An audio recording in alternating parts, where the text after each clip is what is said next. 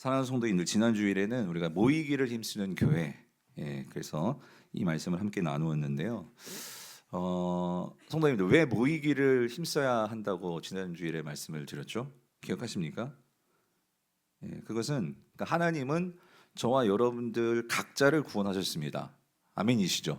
그러니까 여러분 한 사람 한 사람을 하나님이 구원하셨어요. 자, 그랬는데 하나님은 그렇게 구원하시고 그냥 여러분들을 그냥 세상에 그렇게 덩그러니 던져 놓으신 게 아니고, 오늘 저와 여러분들을 그리스도의 몸으로 함께 지내도록 우리를 공동체로 또한 부르셨습니다. 여러분 아멘이십니까? 왜 그러냐면 지난 주일에 우리가 히브리서 말씀을 봤죠. 그렇게 그리스도의 한 몸 된 지체들로 모여서 서로 돌아보고 사랑과 선행을 격려할 때, 성도는요 그리스도의 몸으로서 우리가 함께 그리스도의 장성한 분량에 이르도록 우리가 어떻게 될까요? 성장한다 그 소리예요. 성장한다. 함께 성장하고 함께 성숙하기 위해서는 오늘 우리가 그 공동체로 모여야 된다. 그래서 성도는요 교회 안에서, 다시 말하면 이 교회를 통해 교회와 함께 자라는 것이 성도의 성장입니다. 그래서 여러분들을 교회로 부르셨다라는 거예요. 그래서 하나님은 여러분들이 그렇게 교회 안에서 성장하셔서 여러분들을 다시 세상으로 보내시는 거예요. 그래서 여러분들이 있는 세상 속에서 하나님께서 우리에게 맡기신 사명, 이 깨어진 세상을 회복하고 또 치유하고 또 충만케 하는 그런 빛과 소금의 사명을 감당하라고 저와 여러분들을 부르셨고 교회 되게 하셨다라는 거예요. 이게 지난 주일에 우리가 함께 나눈 말씀이고요. 그런데 그렇게 우리가 함께 모입니다. 모이면 우리가 반드시 모임으로써 우리에게 가장 중요하고도 그리고 또 가장 영광스러운 교회의 일이 있다는 거예요. 그게 뭘까요? 그게 바로 예배라는 거예요. 예배. 그래서 이 예배는 그러니까 세상 사람들은 가질 수가 없어요. 세상의 어떤 모임도 이걸 가질 수가 없죠. 교회만이 가질 수 있고 교회만이 경험할 수 있는 가장 영광스러운 특권이 뭐냐? 그게 바로 예배라는 거죠. 왜 그러냐면 교회는, 성도들은 이 교회를 통해서 하나님의 임재와 영광을 우리는 이 예배를 통해서 경험하고 맛볼 수 있기 때문이라는 거예요. 그래서 여러분 베드로전서 1장 우리 8절 9절을 함께 보겠는데요. 우리 세 번역으로 한번 같이 읽어보겠습니다. 시작. 여러분은 그리스도를 본 일이 없으면서도 사랑하며 지금 그를 보지 못하면서도 믿으며 말로 다 표현할 수 없는 즐거움과 영광을 누리면서 기뻐하고 있습니다. 여러분은 믿음의 목표, 곧 여러분의 영혼의 구원을 받고 있는 것입니다. 여러분 여기서 우리가 좀 중요하게 봐야 될 게요, 여러분은 이미 구원을 받은 자들이죠. 아멘이십니까? 그런데 지금 베드로가요 지금 이 초대교회 성도들을 보면서 놀라고 있는 거예요. 뭘 놀라고 있냐면 이들은요 그들의 삶을 보니까 매일매일 삶 속에서 구원을 받고 있다 그 소리예요. 그러니까 이 말은 뭐냐면 매일매일 삶 속에서 다시 살아나고 있는 거예요. 이미 말씀을 나눴지만 이 초대교회 상황은요 지금 로마의 박해를 받고 있는 상황이거든요. 그러니까 하루하루가 죽을 지경이에요. 어려운 거죠. 고통이죠. 위험이죠. 그런 박해죠. 자, 그런데 이들이요, 자 오늘 본문에는 예배라는 표현은 없어요. 근데 이들이 함께 모여서 하나님을 예배할 때마다 어떤 일이 벌어지냐면요, 자 이렇습니다. 베드로는 사실 그 예수 그리스도를 직접 눈으로 봤죠. 그리고 예수 그리스도가 많은 기적을 행하고 심지어 십자가에 죽으신 후 부활하셔서 승천하시는 것까지 다 눈으로 보았어요. 그게 베드로죠. 여러분 믿으십니까? 성경이 그렇게 기록하고 있잖아요. 자, 근데 지금 이 초대교회 성도들은요 그 예수님을 눈으로 봤어요? 못 봤대요. 그리스도를 본 일이 없대요. 그렇죠? 그런데도 그들은 함께 모여서 그분을 믿음으로 예배를 드릴 때마다 어떤 일이 벌어지냐면 여기 이렇게 말하죠. 말로 다 표현할 수 없는 뭘 느껴요? 즐거움과 그리고 뭐예요? 영광과 그걸 누리면서 어떠하고 있어요? 기뻐하고 있다는 거예요. 그러니까 지금 이 초대교회 성도들이 세상 속에서 당하고 있는 거는 핍박이고 고난이고 박해란 말이에요. 그런데 이상한 게 뭐냐면 이들이 모여서 예배를 하면은요 그 예수 그리스도를 믿음으로 이들이 매 주일마다 모여서 예배를 하면은요 이들이 다시 살아나는 거예요. 왜 그러냐면 말로 다 표현할 수 없는 뭘 누려요? 즐거움과 영광과 기쁨을 누리고 있으니까. 그러니까 이들이 좋으니까 이들은 매주 모여서 그렇게 예배를 드릴 때마다 이들은 다시 어떻게 돼요? 그 영혼의 구원을 지금도 계속해서 뭐 하고 있어요? 받고 있다 그 소리예요. 근데 이 단어는 현재 진행형이에요. 지금도 계속해서 받고 있는 거예요. 저는 오늘 저와 여러분들이 이러한 은혜를 받고 있게 되기를 축원합니다. 여러분, 그게 예배라는 거예요. 그 예배가 바로 살아있는 예배고, 그 예배가 바로 감격이 있는 예배고. 그러니까 이 초대교회 성도들은 예배를 통해서 그들은 살아난다 그 소리예요. 살아나고 있다는 거죠. 자, 근데 여기 중요한 게 있어요. 근데 그들이 그렇게 살아있는 예배를 경험함에 있어서 아주 중요한 요소가 있는데, 그 중요한 요소는 뭘까요? 예배 가운데는 이게 있어야 돼요. 뭘까요? 제가 색칠해 왔어요. 뭐예요? 사랑이 있어야 된다 그 소리예요. 사랑.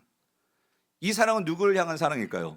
예수 그리스도를 향한 사랑이라는 거예요. 사랑. 그 사랑. 그래서 여러분, 예배는요, 우리가 이 예배를 잘 생각해 보면 예배에는 분명히 형식이 있거든요. 형식. 그래서 이 예배는요, 사실 이런 종교적인 행위로서 보면은 어떤 예배든지 그 예배는 이 형식 속에서요, 어떤 의식이 될 수 있어요. 의식. 의식. 그런데 여러분도 잘 아시지만요, 어떤 이런 종교적인 어떤 형식의 어떤 그런 의식이 되면은요, 사실 우리가 어떤 이미지가 맞냐면은요, 의식이 돼버리면은 좀 지루해집니다. 여러분, 뭐 가령 예를 들어서 우리나라 국가 어떤 기념일에도 뭐 어떤 그런 뭔가를 기념하는 그런 의식이라는 게 있잖아요. 뭐 3.1절에도 있고 광복절에도 있고. 그런데 여러분 TV에서 그런 의식 보여주면 그거 보십니까? 거의 안 보실걸요? 내가 무슨 광복절이나 3.1절과 관련이 있으면 모를까? 그 의식을 누가 봅니까? 오라고 해도 가십니까? 별로 가고 싶지 않으실 거예요. 왜? 거기는 그냥 의식이에요, 의식. 그런데 여러분, 오늘요, 우리가 드리는 이 예배도 어떤 분들에게는요, 그냥 지루한 의식이 될 수도 있습니다. 그런데 왜 그러는 걸까? 여러분, 중요한 건 이거예요. 이 성도들은 베드로가 볼 때 이게 감격이 되는 거는요, 그러니까 그 당시에는 많은 종교들이 있었고, 그 당시에도 많은 신전들이 있었고, 그런 의식들이 있었어요, 예전에도. 그런데 이 초대교회 성도들은 그리스도를 뭐함으로 모이냐면, 뭐함으로? 사랑함으로 모인다 그 소리예요. 그럴 때 그 예배 가운데 이들은요, 즐거움이 있고 기쁨이 있고 영광이 있고 이게 있다 그 소리예요. 사랑하는 성도님들, 이런 점에서 우리가 생각해 보면 우리도 매주 예배를 드립니다. 그런데 과연 우리 예배에는 정말 감격이 있느냐? 그러니까 우리 예배가 자칫 잘못하면 우리 예배도 의식이 될 수 있다 그 소리예요. 근데 왜 그러냐면, 만약에 우리 예배에도 뭐가 없으면, 사랑이 없으면, 예수 그리스도를 향한 우리의 이 사랑이 없으면, 이 사랑이 표현이 되고 사랑이 느껴지고 이 사랑이 없는 예배가 되어버리면 예배는요, 지루한 거예요. 예배는요, 그냥 종교적인 의식이 된다 그 소리입니다. 그러면 성도님들, 진정한 예배는요, 그 예배 안에는 사랑의 역사가 일어나야 된다 그 소리예요. 살아있는 예배는 이미 하나님은요, 저와 여러분들을 위해서 내가 너희를 사랑한다라고 그 하나님의 하나밖에 없는 아들을 이 땅에 내보내셔서 십자가를 통해서 우리에게 사랑을 보여주셨습니다. 그러면 우리는 그 사랑이 여기 있기 때문에 이 예배에 나온 거예요. 그러면 그 하나님의 사랑과 오늘 그 하나님을 향한 우리의 사랑이 만날 때 그 예배에는 거기서 뭐가 나타나는 거예요? 생명력이 나타난다 그 소리입니다. 믿으십니까? 여러분, 우리가 누군가를 사랑을 해도요, 그러니까 누군가를 만나야 되는데 그 만남 속에서 사랑이 꽃피우고 사랑이 더욱더 깊어지려면은요, 그 사랑과 사랑이 서로 만나는 이러한 일이 일어나야 한단 말이죠. 그럴 때 그 사랑이 거기서 뭐예요? 즐겁고 기쁘고 감격이 있고 더욱더 깊어질 수 있다 그 소리입니다. 우리가 예수 그리스도를 향한 사랑이, 그러니까 하나님이 우리를 향한 사랑은 너무나 분명한 사랑입니다.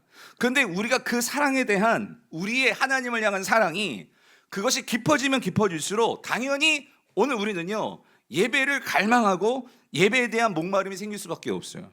왜냐하면 예배를 통해서 분명한 것은 오늘 우리는요, 오늘 이 초대교회 성도들이 말하는 것처럼 즐거움과 영광과 기쁨을 누릴 수 있는 자리가 예배이기 때문이라는 거예요.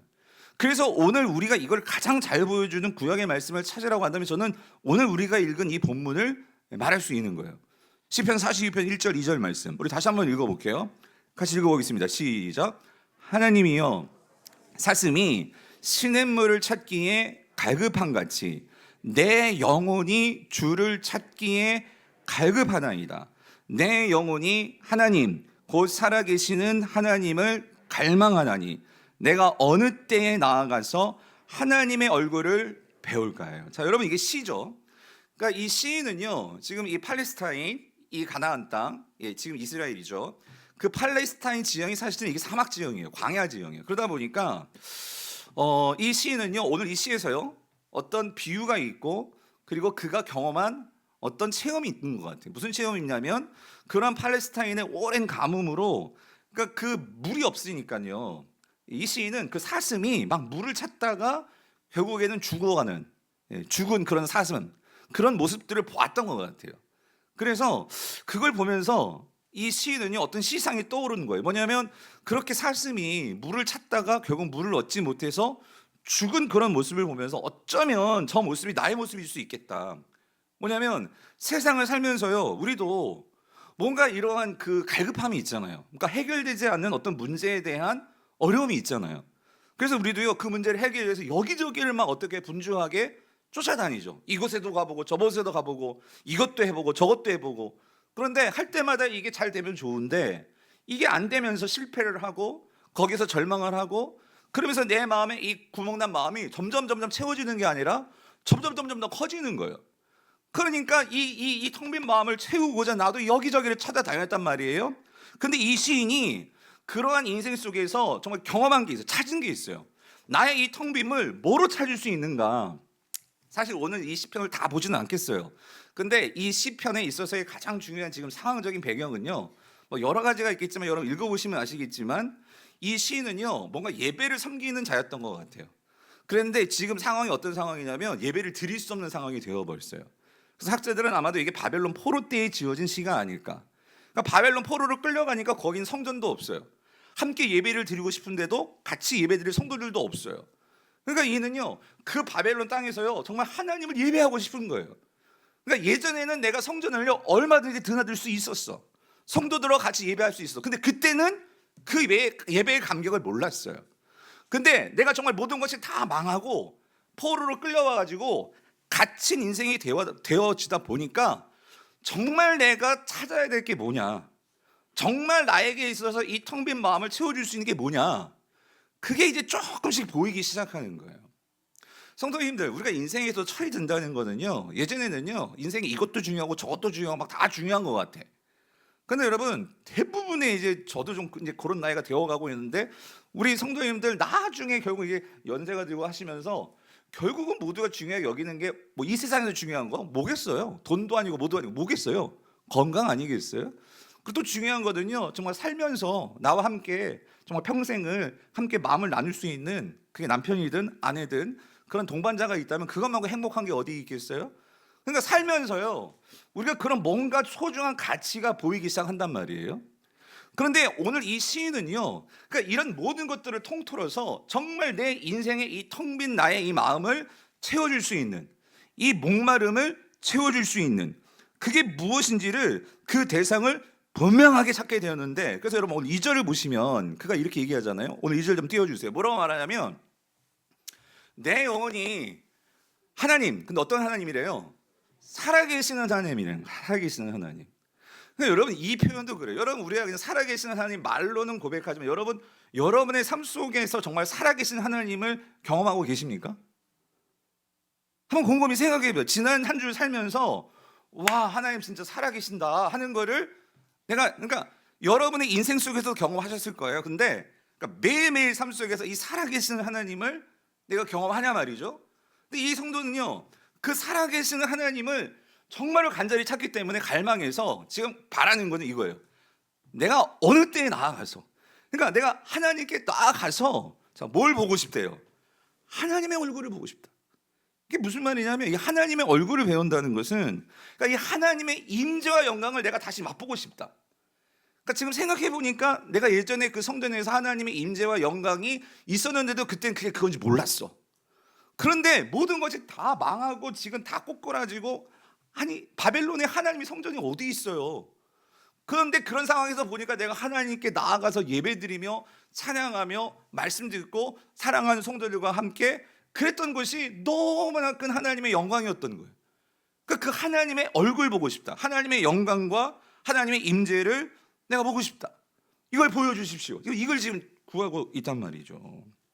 그래서 여러분, 성경에서 이 목마름이라는 거는요, 이건 뭘 말하냐면요, 이 목마름은 그러니까 우리가 인생에서 우리가 찾게 되는 어떤 욕망, 욕구 이런 거를 말해요. 우리가 살면서요, 잘 한번 보세요. 내가 나의 삶을 이렇게 끌고 가는 걸 보면은요, 가장 강한 에너지가 뭐냐면 그게 욕망입니다. 욕망, 어떤 욕구. 예. 그러니까 이거를 다르게 말하면은요, 이 욕망과 욕구는 뭐냐면 결국 이 욕망과 욕구는요, 큰 사랑의 에너지가 되는 거예요. 사랑. 다시 말하면 여러분, 내가 무언가를 사랑하면은요, 사랑은요, 우리로 하여금 뭐냐면은요, 그걸 내가 갖고 싶고 소유하고 싶고 빼앗기고 싶지 않은 그런 마음의 욕망과 욕구를 만듭니다. 그래서 그것이 나의 삶을 이끌어가요. 그러니까 무슨 말이냐면 여러분 이런 거예요. 내가 누군가를 사랑하면은요, 내가 만약에 뭐 남녀가 만약에 사랑한다 치자고요. 그러면 내가 연애하는 이 여자친구가 부산에 있어도 서울에서 부산 내려가요, 안 내려가요? 내려가죠. 예? 사랑을 하니까 그 욕망이 나를 끌고 가요. 제주도에 살아요. 그럼 비행기 타고 가야 안 가요? 당연히 가죠. 근데 내가 사랑하지 않으면은요, 갑니까? 뭐 갈 이유가 없죠. 내가 뭔가 이익이 되고 하면 가겠지만, 그러니까 여러분 그게 뭐냐면 우리에 있어서 이 욕망과 욕구는요, 그만큼 힘이 있다 그 소리예요. 애들이요, 아무리 뭐라고 얘기해도, 그러니까 애들은 공부 안 하죠. 별로 욕망과 욕구가 거의 끌리지 않는 거예요. 근데 청소년 애들이 오락이요, 게임이요, 저는 그거 해라고 해도 별로 욕구가 안 생겨요.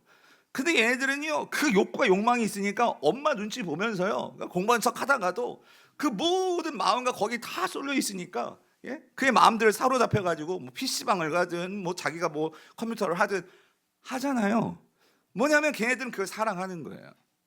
사랑하는 성도님들, 마치 이런 거예요. 오늘 우리가 인생을 살면서 여러분 한번 잘 보십시오. 그러니까 내 마음을 끌고 가는 욕망과 욕구가 뭔가. 예. 사실 이 예배는요, 오늘 우리가 그 하나님께 욕망이 있고 욕구가 있는 자들은요, 이 예배는요, 결국 나를 이리로 인도하는 거예요. 뿐만 아니라 이 예배는요, 그 하나님의 영광과 그 하나님의 그 즐거움과 기쁨을 아니까 그 하나님께 나를 나아가게 만들어요. 그게 2절이란 말이에요. 내가 어느 때에 나아가서 뭘 본대요? 하나님의 얼굴을 배울까? 그러니까 이게 이 시인에게는 큰 욕망인 거죠. 나의 삶을 끌고 가는 가장 큰 욕망인 거죠. 그래서 여러분, 그 사람의 모습은요, 결국 그가 사랑하고 욕망하는 것이 그 사람의 모습을 규정짓습니다. 내가 하나님의 욕망에 끌리면 그 사람은요, 그의 삶은 하나님의 모습과 하나님의 삶으로 규정될 수밖에 없는 거예요. 그래서 여러분, 존 파이퍼 목사님이 쓰신 이 하나님께 굶주린 삶이라는 책이 있어요. 이 책을 보면 이런 내용이 나와요. 만일 우리가 하나님의 영광이 나타나기를 갈구하는 마음이 없다면, 없는 거예요. 그러니까 하나님에 대한 영광이 없다 그 소리예요. 없다면 그것은 왜 그럴까? 그것은 우리가 실컷 마시고 배불러서가 아니라 세상의 식탁에서 부스러기를 주워 먹은 지 너무 오래되었기 때문이다. 그러니까 이게 무슨 말이냐면, 예배를 와도 내가 정말 하나님의 영광에 대한 어떤 갈구함이 없다? 그것은 어쩌면 내가 이 하나님의 영광을 정말 맛보지 못했기 때문일 수 있다라는 거예요. 그런 성도님들은요, 정말 이거를 갈구하시기를 바랍니다. 아멘이십니까? 그런데 여러분 잘 보세요. 우리가요, 예배를 드리고 세상에 나아가는데, 그러니까 세상은요, 끊임없이 우리에게요, 세상의 뭔가 욕망을 우리에게 주입시킵니다. 가만히 있어도 세상은요, TV든지 뭐 유튜브든지 뭐 세상의 여러 가지 것들이 우리에게 다가와 가지고요, 우리의 욕구와 욕망을 사로잡으려고 해요. 그러니까 우리가 거기에 사로잡히면은요, 우리의 모든 관심과 심지어 우리가 예배하는 대상이 하나님이 아니라 뭐가 될 수 있느냐? 이 세상의 무언가가 될 수 있다 그 소리예요. 그래서 이 목사님이 이렇게 얘기해요. 우리의 영혼은 시시한 것들로 가득 차 있어서 위대한 것이 들어설 자리가 없다. 그러니까 우리 마음에 세상에 오만 가지 것들이 들어차 있으니까 하나님의 영광이 들어가려도 거기에 관심이 없는 거예요. 왜냐하면 그 하나님의 영광스러움이 뭔지를 맛보지 못했으니까. 근데 오늘 이 시인이 그 이스라엘 땅에 있을 때는요, 그가 하나님께 예배를 드리면서도 하나님께 굶주려 있지를 않았어요. 근데 바벨론 땅에 와가지고 모든 것이 결핍되어 있고 예배를 드릴 수 없는 상황이 되니까 그제서야 뭘 맛보고 뭘 경험하는, 하나님의 영광이 이런 거구나, 그거를 경험하니까 마치 사슴이 뭘 찾듯이, 물을 찾듯이. 여러분 아시잖아요. 여러분 내가 진짜 막 목말라요. 그럴 때 그때 우리는요, 여러분 콜라가 있고 물이 있어요. 근데 우리 본능적으로 근데 뭘 마시고 싶어요? 역시 여러분들 그럴 수 있어요. 근데 있잖아요, 정말 갈증 나고 막 그럴 때 이 탄산수의 맛을 본 사람은요, 예? 결국 알아요. 결국 우리의 갈증을 해결할 수 있는 것은 물이에요. 그런데 참 신기하죠. 그때 내 손과 내 머리와 내 생각은 어디로 가냐면 뭐를 시선을 보다 콜라를 바라봅니다. 그래가지고 막 콜라를 막 팍팍 마실 거예요. 그럼 그때는 막 뭐가 쑥 내려가는 것처럼 시원할 거예요. 근데 여러분 그렇게 콜라를 마셔도 나중에 뭐가 먹고 싶어지죠? 물입니다. 여러분 잘 아시잖아요. 그럼 무슨 말이냐면 우리의 인생이 그래요. 그러니까 이 세상은요, 우리에게 수많은 콜라를 가지고 그걸 마시도록 우리에게 그렇게 자극적으로 오는데, 이 교회는요, 오늘 우리에게 있어서 하나님은요, 정말 우리가 마셔야 될 게 무엇인지 제대로 된 생수를 맛보게 하시는 것이 이 예배라는 거예요. 진정으로 그 생수를 맛본 사람들은요, 여러분이 지금 물이요 라고 말한 것처럼 물을 택하실 거예요. 여러분 물과 콜라 중에서 콜라를 택한 사람은 나중에 갈증을 계속 가지고 결국 콜라는 우리의 생명을 유지시킬 수 없어요. 우리의 생명을 유지시키려면 뭐가 있어야 돼요? 생수가 있어야 돼요. 생수가.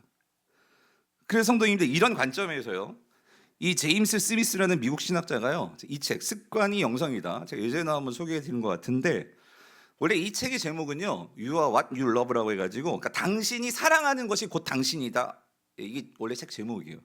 그러니까 무슨 말이냐면 결국 내가 사랑하는 것이 나를 만든다, 그 소리거든요.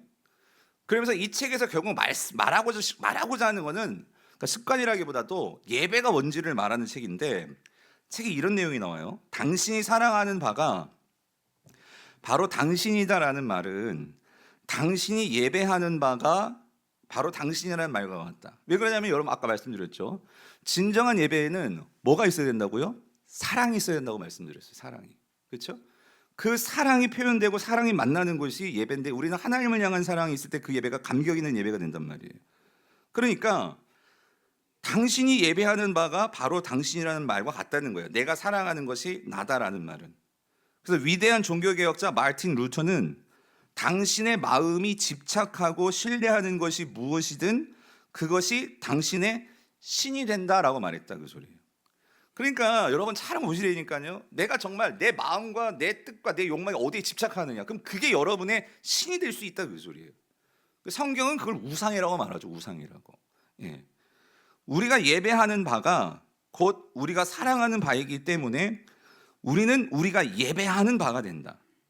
문제는, 여기 중요해요. 문제는 당신이 예배를 하느냐 마느냐가 아니라 무엇을 예배하느냐가 중요하다, 그 소리예요. 이 말은 뭐냐면 아주 중요한 말. 여러분 우리가요, 하나님을 예배하지 않으면, 그러니까 여러분 이 세상 사람들도 그러니까 예배를 안 하고 교회를 안 다니지만 그들도 나름대로 예배를 드리고 있는 거예요. 어디에서? 세상 안에서. 그죠? 자신들이 원하는 것을 추구하면서 그들은 그거를 신으로 삼고 예배하는 삶을 사는 거예요. 그래서 자 보세요. 칼빈은 인간의 마음을 우상을 만들어내는 공장이라고 말한다. 우리는 무언가를 궁극적으로 사랑하지 않을 수 없기에 예배할 수밖에 없다. 그러므로 우리의 예배는 본질적으로 우리가 몰입해 있는 경쟁하는 이 세상의 우상들, 즉 은밀히 우리의 사랑과 갈망을 사로잡고 그것이 잘못된 방향을 가리키게 하고 우리로 하여금 좋은 삶에 대한 잘못된 정망을 지향하게 만드는 문화적 실천에 맞서는 대항적 형성이라는 사실을 우리는 깨달아야 된다. 이게 무슨 말이냐면 쉽게 설명하면 이거예요. 여러분 보세요. 우리가 세상에서 살다가요, 성도들은요, 우리가 교회로서 이렇게 예배드리게 모입니다. 그러면 오늘 저와 여러분들에게 이 예배가 왜 중요하냐면요, 세상은요 끊임없이 우리에게요 세상의 것을 사랑하려고 우리의 욕망을 부추긴단 말이에요. 근데 그것을 봤죠? 콜라 같은 거예요. 영원할 수가 없고요, 우리에게 영원한 만족을 줄 수도 없어요. 그런데 우리가 이렇게 예배를 드리면서 하나님의 영광을 보고 하나님의 은혜를 체험하면은요, 우리의 욕망과 우리의 마음의 사랑의 그 지향이 하나님께 맞춰지게 되면은요, 여러분 놀라운 게 뭔지 아십니까? 세상에 들어가서 나보다 잘난 사람, 나보다 좋은 차 끌고 좋은 집 살고 좋은 직장 다니고 해도 거기에 마음이 끌려가지를 않아요. 여러분, 그게 중요하다 그 소리예요. 그게 예배다 그 소리예요. 예배. 성도님들, 아무리 지금 이 빛이 밝아도요, 여러분 태양빛 앞에서 이 빛이 이길 수 있을까요? 없다 그 소리예요. 내가 정말 살아가면서 내 마음을요 확 사로잡는 이 하나님의 영광을 진짜 경험하면은요, 중요한 것은 내가 이 세상에 어떤 상황에 나를 갖다 놔도 성도도 문제 당해요. 병 걸려요. 시험에서 떨어져요. 애 아파요. 그런데도 그것 때문에 쩔쩔매면서 세상에서 흔들리지 않고, 그것 때문에 세상에서 부적서라 구태라 뭐 별의별 말을 해도요 거기에 흔들리지 않는다 그 소리예요. 여러분, 이게 예배입니다. 예배. 우리가 이 예배를 통해서 정말 하나님을 만날 수 있다면, 하나님의 은혜를 경험할 수 있다면, 그래서 여러분 아까 이런 말을 표현했죠. 이 신학자가 대항적 형성이다. 이게 무슨 말이냐면, 여러분 예배에는 반드시 반복적으로 되는 요소들이 있어요. 오늘 또 여러분은 반복적으로 이 하나님 말씀을 듣고 있어요. 우리가 또 반복적으로 아까 찬양도 했고요, 헌금도 했고요, 하고 있어요. 근데 제가 소망하는 건 그거예요. 이 반복적인 것이 여러분의 삶에서 연습이 되고 습관이 돼야 된다 그랬어요. 여기서 습관이 영성이다 그 소리는 뭐냐면, 여러분 지난주에 우리가 아주 중요한 말씀 봤어요. 히브리서 10장 25절에서 이렇게 말씀하셨죠. 모이기를 패하는 어떤 사람들의 뭐와 같이 하지 말고, 다시 한번, 모이기를 패하는 어떤 사람들의 뭐와 같이 하지 말고 습관과 같이 하지 말고라고 있어요. 무슨 말이냐면, 우리가 어떤 습관을 들이냐에 따라서 여러분 우리의 삶이 달라질 수가 있어요. 예배도 마찬가지라는 거예요. 우리가, 근데 여러분 습관에서 중요한 건 반복이거든요. 그런데 무엇보다도 우리를 지루하게 만드는 게 반복입니다. 맞죠? 똑같은 일을 반복해서 해보세요. 지루할 거예요. 그런데 똑같은 일을 반복하지만, 오늘 우리 아까 한샘이 형제 바이올린 켰는데요, 저렇게 바이올린을 자유롭게 키려면은요, 저도 요즘 첼로 열심히 연습하고 있거든요. 왜 그런 줄 아세요? 내가 자유로워지려면은요 뭐가 필요해요? 반복이 필요합니다. 반복을 통해서, 연습을 통해서 내가 거기에서 정말 내가 나아갈 그 지향하는 바가 분명하면은요, 그 반복을 통해서 우리는 자유로움으로 나아갈 수가 있어요.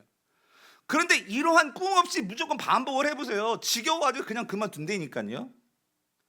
여러분, 예배에 지금 반복적으로 나오는 게 지겨우신 분들이 있을 거예요. 그러나 그 지겨움을 뚫고 나가려면 그 예배를 통해서 내가 지향하는 하나님이 어떤 분이신지를 내가 조금씩 알게 되면은요, 내가 이 예배에 나와서 모여서 찬양하고 봉사하고 헌금하고 하는 모든 순간들이요 나에게는 의미가 있어질 거예요. 그게 뭐냐면 습관이 영성이다 그 소리예요. 영성이라는 뜻은요, 하나님과의 관계가 영성이에요.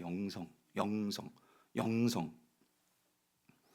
그러면 여러분 오늘 본문에서요 2절을 다시 한번 보면은요, 우리가 이걸 또 이렇게 해석할 수 있어요. 내 영혼이 하나님 곧 살아계신 하나님을 갈망하나니 내가 어느 때에 나아가서 하나님을 어떻게 해요? 배울까 그랬어요. 하나님을 보는데 여러분 중요한 건 이거예요.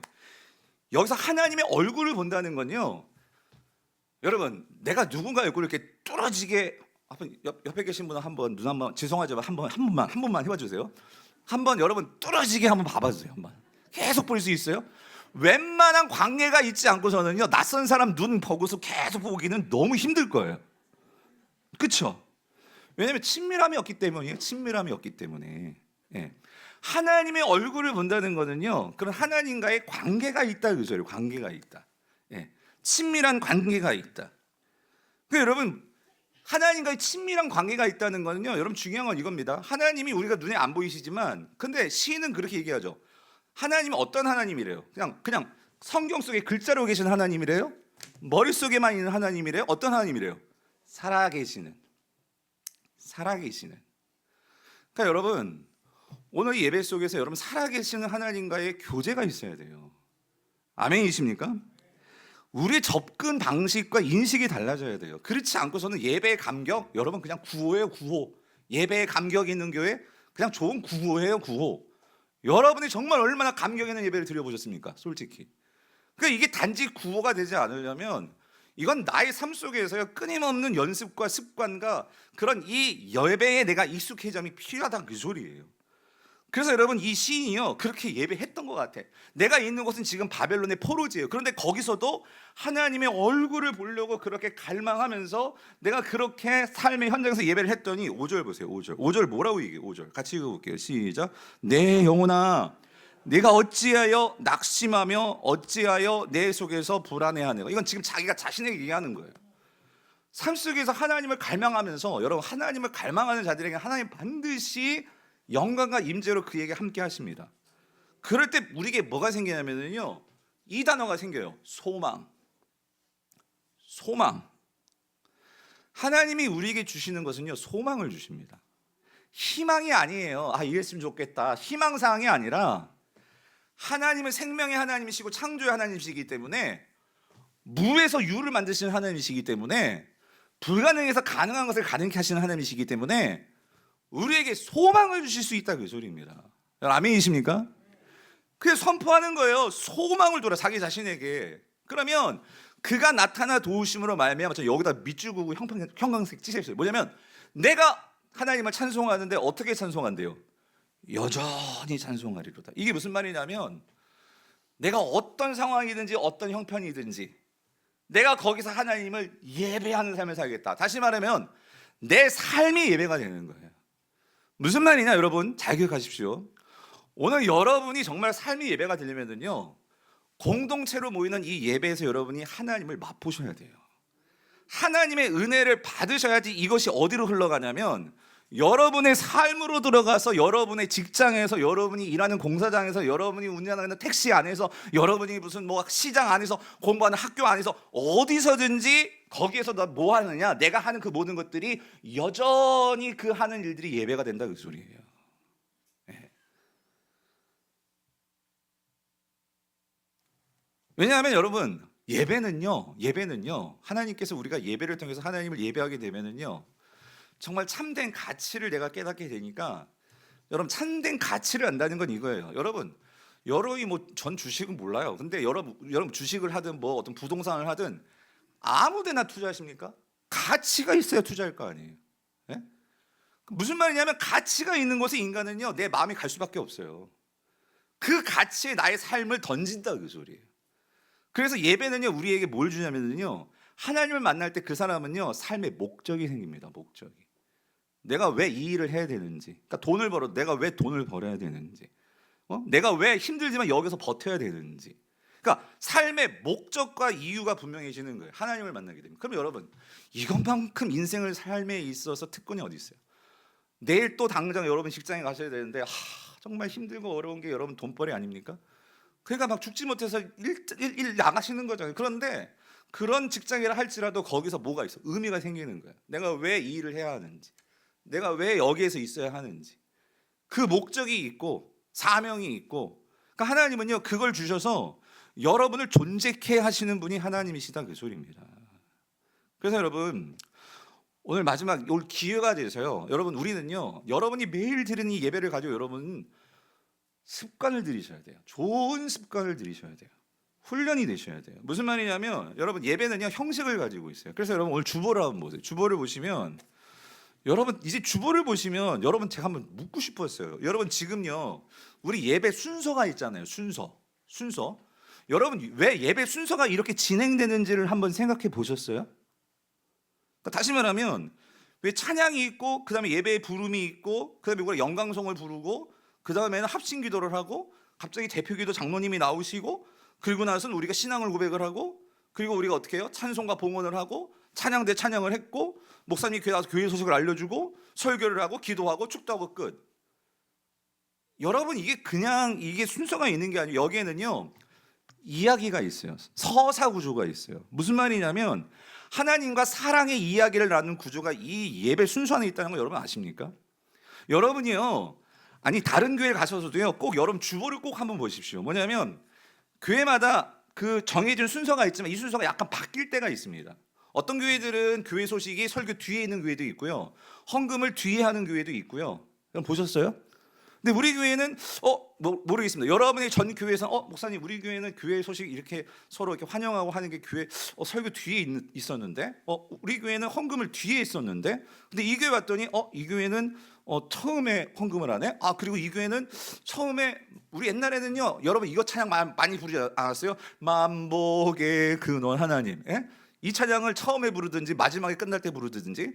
근데 우리 교회는 언제부턴가 박연 목사가 보더니 뭘 불러요? 영광송이라는 거 부르네. 질문, 여러분 영광송을 왜 불러요? 여러분, 그러니까 오늘 기회가 돼서 말씀을 드리는데 여러분 잘 한번 들어보세요. 이 예배 순수 하나가 어떤 의미가 있는지 여러분 보세요. 그리고 어떤 분이 저한테 그런 질문을, 목사님 우리 예배의 시작이 우리 찬양간사 희덕 집사님이 나와서 찬양을 인도하는 그때부터가 예배 시작입니까? 아니면은 우리 이정호 목사 나와가지고 다 함께 예배합시다 하고 예배합시다 한 다음에 영광송 부르는 게 그게 예배 시작입니까? 어디가 예배 시작입니까? 네? 그러니까 이런 부분들이에요. 이런 부분들. 그러니까 내가 어떻게 예배를 생각하느냐. 여러분이 만약에 찬양이요라고 생각하신 분들은 그럼 그 찬양 전에 적어도 10분, 20분 전에 나와서 기도를 준비하셔야 됩니다. 예.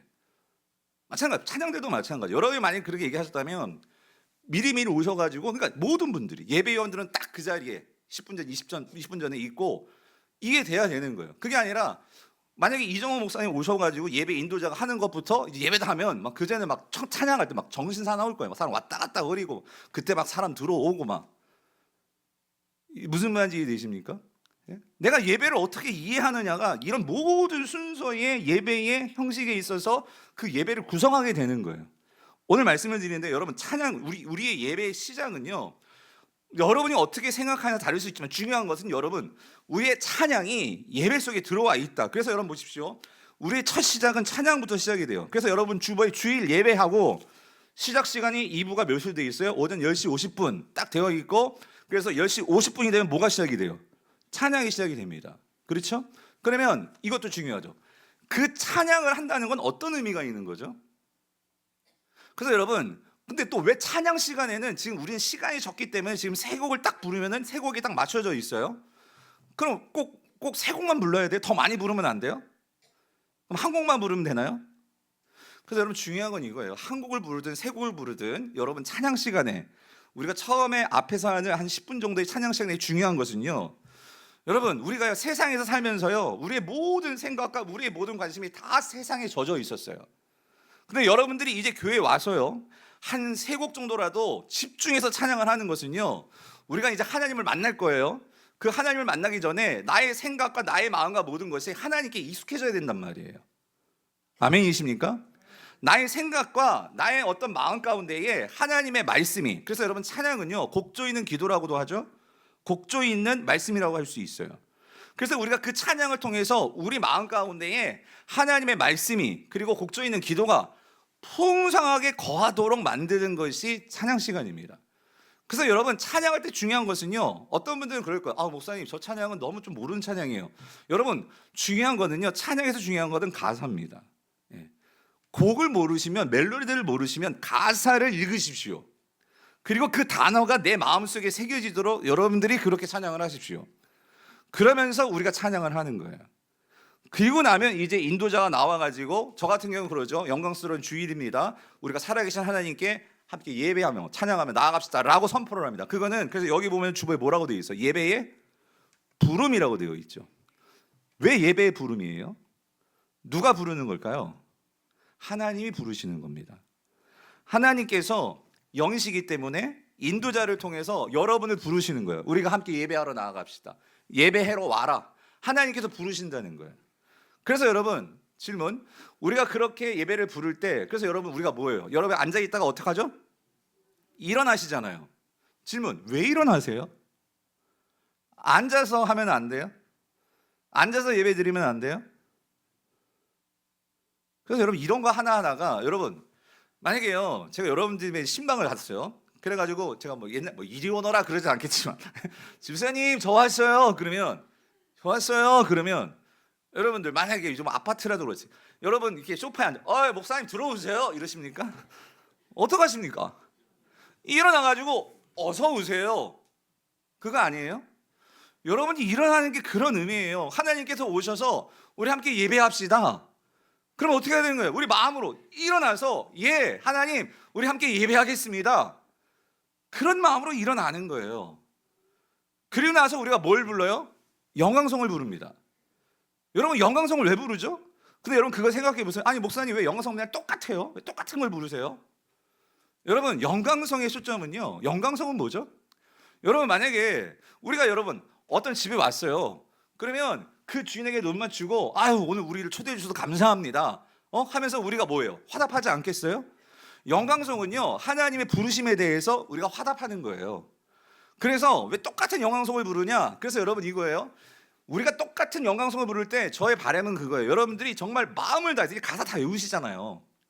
그럼 눈을 감고 전 대부분 눈 감고 찬양하거든요. 왜냐하면 그 영광송을 부르면서 그 요한계시록에 나오는 5장의 영광스러운 그 하늘 예배를 상상을 하면서 부르는 거예요. 우리 성도들과 함께 그 하나님의 집에 가서 와 하나님 예배 너무 좋아요. 그래서 오늘 예배 가운데 임재하여 주시고 그런 마음으로 영광송을 부르는 거예요. 그게 우리 영광송입니다. 그렇게 영광송을 부르고 나서 우리가 합심 기도를 하는데 우리 합심해서 기도하잖아요. 근데 여러분 정확하게 제가 주보에다 이걸 고칠까 말까 고민을 하고 있는데요. 사실 합심 기도에서 중요한 건 뭐냐면요. 뭐가 중요할까요? 참회입니다. 하나님 앞에서 여러분 이거예요. 우리가 하나님께 더 가까이 나아가려면 우리의 죄인된 모습으로 하나님께 나아갈 수 있을까요? 없습니다. 우리가 하나님께 나아갔지만 다시 한번 여러분들이 하나님께 더 가까이 나아가려면요 점검해 보셔야 돼요. 아직까지 내가 지난 한 주 동안 해결되지 못한 문제가 있지는 않나, 그리고 내가 알게 모르게 지은 죄가 있지는 않나. 그래서 하나님, 그래서 제가 이런 멘트를 꼭 씁니다. 우리의 십자가 앞에 모든 허물과 죄를 내려놓고, 오늘 이정호 목사님도 그런 멘트를 썼을 거예요. 그죠? 썼어요. 십자가 앞에 모든 죄를 내려놓고.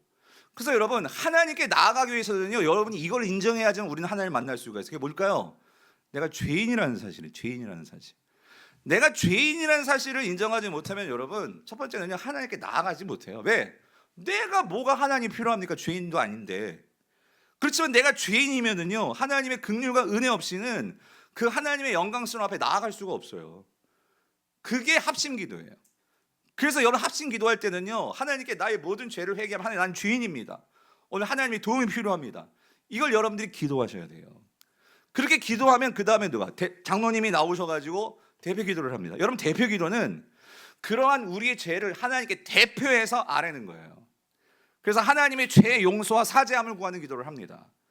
그리고 더불어서 대표 기도는 우리를 대표해서 하나님께 아뢰는 도움과, 이게 중보 기도죠. 우리 공동체적으로 교회적으로 우리에게 은혜를 구하고, 그리고 더 나아가서 이 나라를 위해서, 열방을 위해서 우리의 마음을 모아서 기도하는 게 대표 기도죠.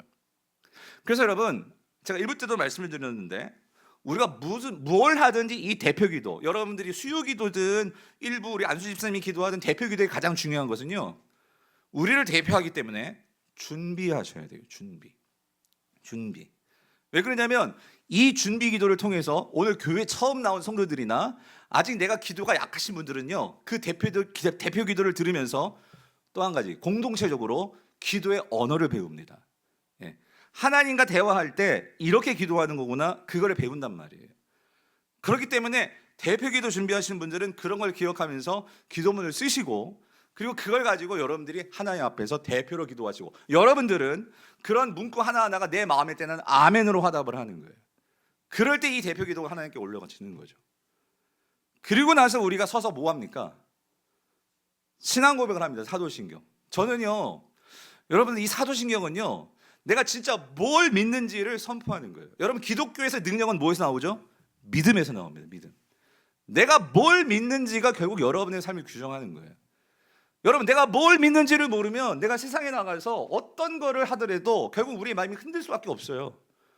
그러면 사도신경을 외울 때마다 내가 뭘 믿는지, 그래서 사도신경은요 우리는 동사가 다 뒤에 있지만 원래 원어를 보면 나는 믿습니다 이걸 믿고, 나는 믿습니다 이걸 믿고. 그래서 지금 제가요 사도신경과 관련해서 제가 한번 설교를 했어요. 그래서 처음 오신 분들은, 아니 기존의 성도들도 마찬가지예요. 내가 뭘 믿는지 내용을 알고 그거를 선포해야 된단 말이죠. 중요한 거는 그거를 선포하는 거예요, 같이. 그리고 나서 우리가 뭘 하죠? 내가 믿기 때문에, 믿음에는 반드시 우리가 뭐가 따라야 돼요? 삶이 따라야 돼요. 행함이 따라야 돼요. 그래서 여러분 우리가 봉헌 찬양과 봉헌을 하는 거예요. 오늘 여러분들이 이 헌금은요, 여러분의 땀과 여러분의 기도와 여러분의 마음이 담겨 있는 물질입니다. 예배 가운데 여러분들이 정말로 한 주일 동안 아니면 여러분들 한 달 동안 열심히 살고 하나님께 내 마음을 담아서 정말 표현할 수 있는 그 시간은 봉헌 시간이에요. 이 예물은요, 여러분이 한 달 동안 열심히 일한 그 11조를 하나님께 드리면서 내 모든 삶은 하나님 것입니다 라고 선포하면서, 여러분 신앙 고백하셨잖아요. 내가 정말 믿는다고 하셨잖아요. 모든 천지의 창조주 아버지를 믿습니다, 여러분이 고백하셨잖아요. 그러면 그 믿음에 대한 합당한 나의 삶을 드리는 것이 뭐로 표현되겠어요? 봉헌이에요. 봉헌. 헌금을 통해서. 그게 봉헌이고요. 그리고 나서 찬양대가 나옵니다. 오늘 찬양대 잘 기억하십시오. 여러분 찬양하신, 누구한테 찬양하신 거예요? 여러분 그거 기억하십시오. 사람들에게 한 거 아니에요. 성도들이 여러분의 찬양의 관객이 아니에요. 찬양대도 마찬가지예요. 그래서 여러분 찬양대에서 중요한 거는요, 마찬가지예요. 대표들이 중요한 건 뭐다? 준비다. 준비라는 거예요. 그래서 우리가 예배 시간에 찬양하지만은요, 여러분의 찬양은요, 일주일 동안 여러분 그 오늘 또 이거 끝나고 나서 연습하시잖아요. 그 연습한 찬양을 가지고, 삶을 가지고. 그래서 여러분 이 예배가요, 영광스러운 하나님이 기쁘시게 드린 예배 가운데 한 가지 중요한 요소는요, 그냥 찬양대가 순서가 돼가지고 찬양했다 그게 아니고요, 여러분은 하나님께 그런 예배자로 서겠다고 하셨기 때문에 가운까지 입혀드린 거예요. 특별히 구별되어서.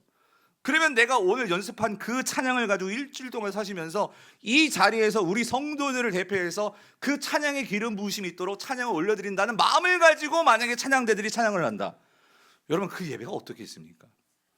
여러분 그게 찬양대. 그리고 나서 교회 소식은 성도들 간에 하나님은요, 하나님의 믿는 성도들이 함께 교제하기를 원하세요.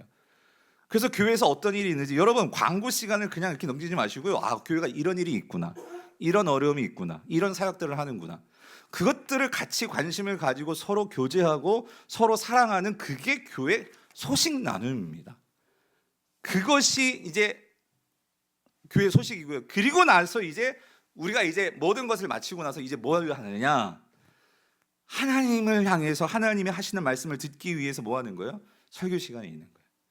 부족한 저를 통해서 하나님께서요, 여러분 각자에게 적어도 이번 한 주간 동안 우리가 선포된 말씀을 가지고 어떻게 살지. 그래서 오늘은요, 하나님께서 저희에게 공동체적으로 그걸 말씀하시는 것 같아요. 우리 예배를 점검해 봐라.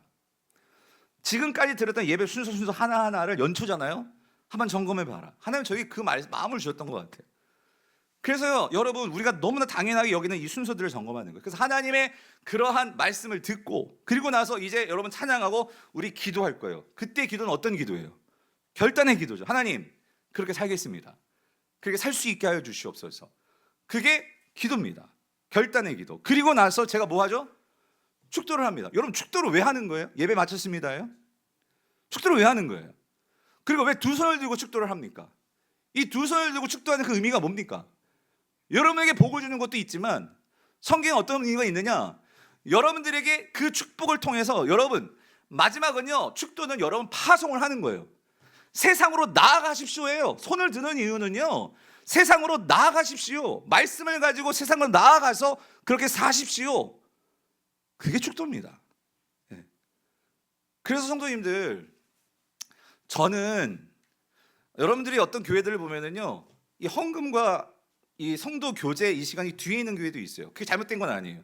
그거는 하나님의 음성을 듣고 주님이 서로 사랑하라고 했으니까 좀 더 여유 있게 충분한 시간을 가지고 뒤에 그렇게 서로 교제를 하고 끝나는 교회도 있어요. 그것도 좋은 의미예요. 근데 저의 바람은 이거예요.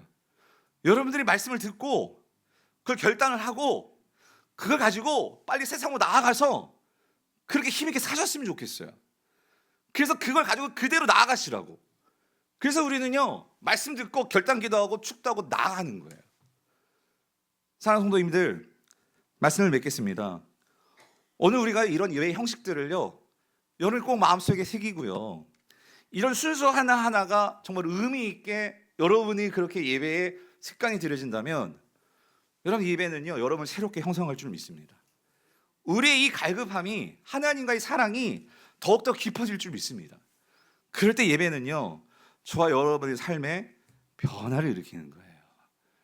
그래서 오늘 마지막 이 말씀을 같이 선포하며 결단합시다. 오늘 마지막 말씀 다시 한번 읽겠습니다. 같이 읽어볼게요. 시작. 내 영혼아, 네가 어찌하여 낙심하며 어찌하여 내 속에서 불안해하는가? 너는 하나님께 소망을 두라. 그가 나타나 도우심으로 말미암아 내가 어떻게 해요? 여전히 찬송하리로다. 여전히 예배하리로다. 이 은혜를 사시는 저를 될 수 있기를 축원합니다. 오늘 말